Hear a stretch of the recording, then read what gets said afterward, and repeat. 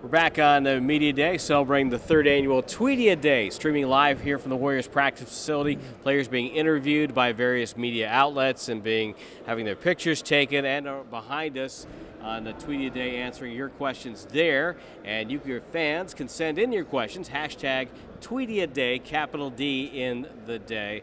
And a pleasure to be joined now by Team President Rick Welts, and it's always a fun day for Media Day. Always great to see everybody after a summer of hard work. And there's been work not only here on the hardwood, but a lot of work upstairs as well. There has. It's been, by the way, how many Media Days? This is 18th with the Warriors, my 18th Warrior Media. That's pretty good. Yeah. I got about 22 in me, but yeah. I had that time at the league where we didn't have Media Day. Nobody wanted to come and interview the commissioner at the beginning of the season. I think we have probably crammed 12 months worth of work into last April until now, which we're really excited for fans to see. Now, we all know that the Warrior fan base is one of the most dedicated and loyal fan bases of all time, but I am told that the season ticket base is now over 10,000. I think it's one of only 9 teams to accomplish that. Yeah, it's tremendous. We had an unbelievable renewal from last year's season ticket holders coming back, and we just picked up from there, and we're going to top the 11,000 mark this year, which is unbelievable accomplishment for any franchise. Just speaks to the enthusiasm, devotion to this fan base, and I think for the optimism about what could be unfolding this season. And you know the game. You've been around the game a long time. What do you see with this team? I see a lot of healthy bodies out here, which we really like, right? So, in talking to Bob Myers, talking to the basketball staff, I think we have an unbelievably good group of guys. I mean, Bob Myers, who used to represent players, was walking around saying, I would love to, in my prior life, to have represented any of these kids because, just the vibe that you get from being around them, they're good guys. And I don't know, I think there's something going on here. It's our fans, it's ownership, it's kind of the direction of the team where people really see this franchise headed, and I think that it's resonating with fans in a way that is really gratifying to the organization. But I think it sets a high bar for what we have to accomplish from here on out. Now, since you've become team president, a lot of changes have been made. Are you happy with where the organization is right now structurally?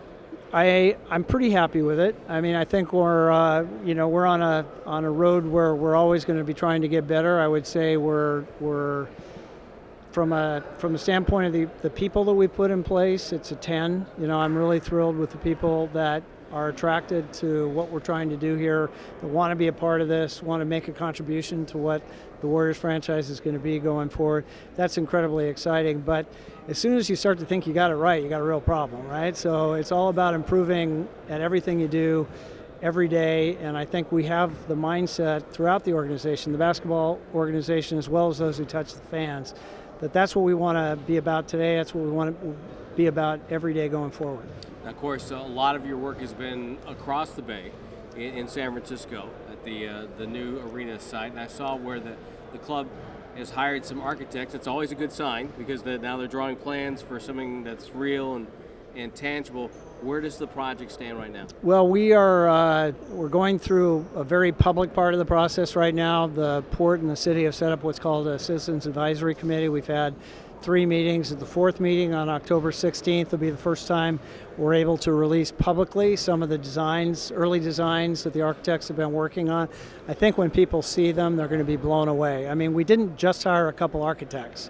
We hired the most experienced NBA arena architectural firm in the country, and AECOM, based in San Francisco, have been a part of most of the NBA arenas, including the Brooklyn Arena that just opened this week. But layered on top of that is a very high design architectural firm called Snøhetta. It's an Oslo-based firm, but their head architect is based in New York, Craig Dykers.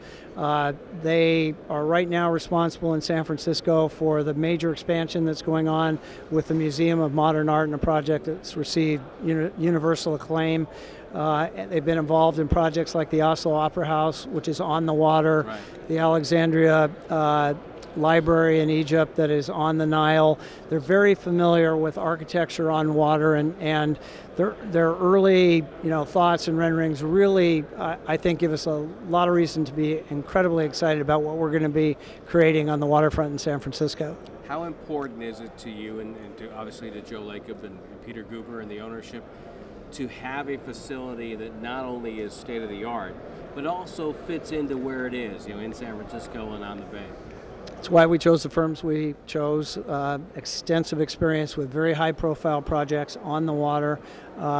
This has to speak San Francisco when we're all done in the entire Bay Area. So everything that we're doing, every meeting that we're having talks about, not how to build what somebody else built in San Francisco. It's how you build something that when it opens, people are really going to feel like it reflects everything we stand for here in the Bay Area.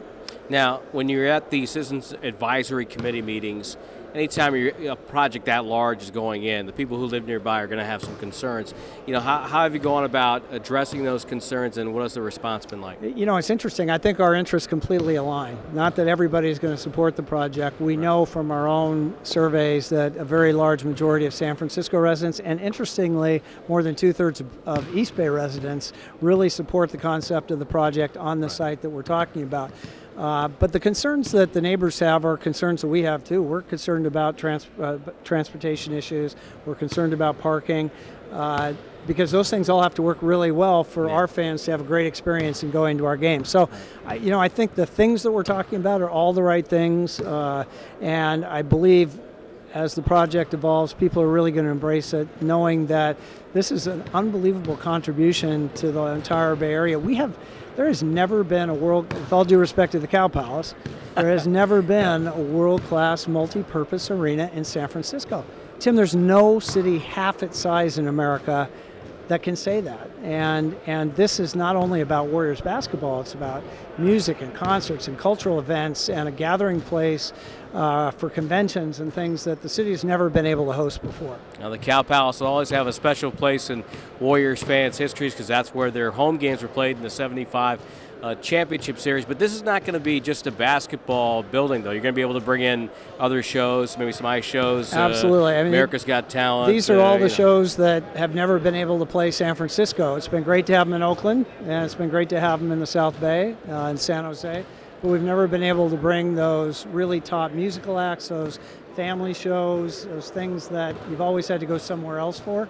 We're going to be able to have those right in San Francisco. So I can sit in a chair that's nearby where Simon Cowell is going to be sitting someday? Well, I don't know. I hope, Peter Guber just brought Dick Clark Productions, which does all the major award shows really in the country. And, we're already talking about which ones of those might eventually find a home at the new arena in San Francisco. Well, of course, Oracle's been a place where Warrior fans have enjoyed coming to for years, and I know that there's some new improvements this year, a new scoreboard. Yeah, this is not about waiting 5 years to get to a new arena. I mean, we are both on the basketball side as well as the fan experience side. We're all in the next 5 years at Oracle. In fact, I think people will be surprised when they walk into Oracle the first time this year. There's been, more, from a financial standpoint, there's been more investment in Oracle this off season than any year since the major renovation in the late 90s. So, we have a brand new spectacular scoreboard that we're going to be unveiling. Almost all of the what we call static or signs hanging on the walls have been replaced with video monitors and a brand new digital media system all throughout the concourses. The food offerings we focused on, the team shop we focused on. So this is about providing even a better fan experience than what fans have been used to, and we're going to continue to do that. We have 5 great seasons of basketball left at Oracle, and we intend to make sure that experience is great for everyone. Now, of course, the Warriors open up on the road this year, Halloween night in Phoenix, your old stomping grounds, but the countdown to opening night is going to be a Bay Area experience. Well, it is. We have 30 days to go, so why not hold an event all 30 of those days? So today Bob Myers was handing out fair tickets at BART, and I don't know, number 30 maybe. Steph Curry has a jersey to give away later today. So every day is a countdown to the beginning of the season, and we're going to be doing something special to focus attention on the beginning of what we hope is a great season of Warriors basketball. And I'll be involved in a number of those as well, so you can come out and see me at some of those events. And I guess, as we get ready to start the season, to me, it's always a great time. There's always some optimism and anticipation, but this year seems to have a different feel to it. I'd even talking Mark Jackson, Jerry West earlier, this team is deep. It's got an NBA quality backup at every position, and in some positions 2 or 3 guys. And I just think this is a team that's ready to compete in the West. Well, that was you putting the pressure on the coach, not me, right? Yeah, I just want to make correct, that clear right there. Okay, just checking. Okay, Rick, it's always a pleasure. Congratulations on all the work you've accomplished so far, and good luck in your first full season as team president. Looking forward to it. Thanks, Tim. All right, Tim Roye, Warriors Media Day continues. Send your tweets to Tweetiaday, hashtag Tweetiaday, capital D in the day. More interviews coming your way here at Warriors.com.